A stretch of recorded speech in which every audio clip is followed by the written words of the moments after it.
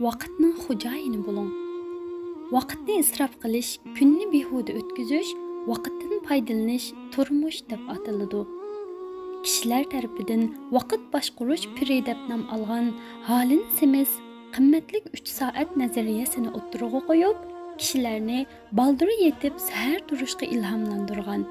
Ham har kuni atgan soat 5 da o'rnidan turganda, boshqalarga qaraganda yangi bir kunni baldir kutib olg'ili. Vaqt jihatda boshqalarning oldida mang'ili bo'ladiganligini tushundirgan. Har kuni atgan soat 5 dan 8 gacha bo'lgan qimmatli 3 soatdan foydalansangiz, hech qanday odam va ishning daxlisiga uchramay, o'ylagan ishlaringizni qilib olasiz.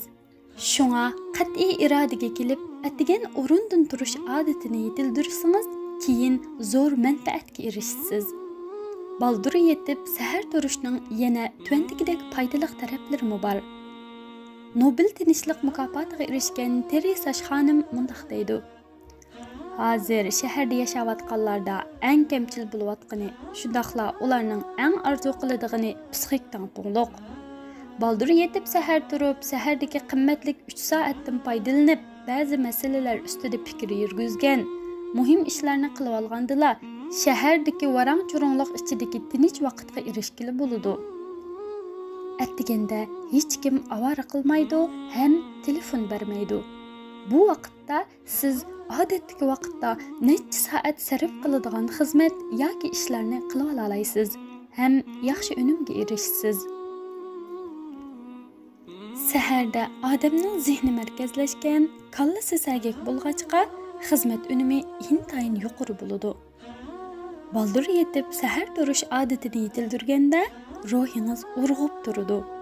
O'zingizga bo'lgan ishonchingiz oshidi. O'zingiz haqida to'g'ri tushunchaga ega bo'la olasiz. Baldur yetib sahar turish hargizmi uxlash vaqtini qisqartish emas.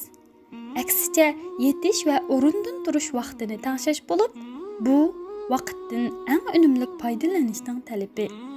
Biz kech soat 10 da yetib, atgan soat 5 da o'rindan tursak, uxlash vaqtimiz 7 soat bo'ladi. Odatda odamlar kech soat 12 da uxlab, atganda soat 7 da tursa-mu, o'xshashla uxlash vaqti 7 soat bo'ladi.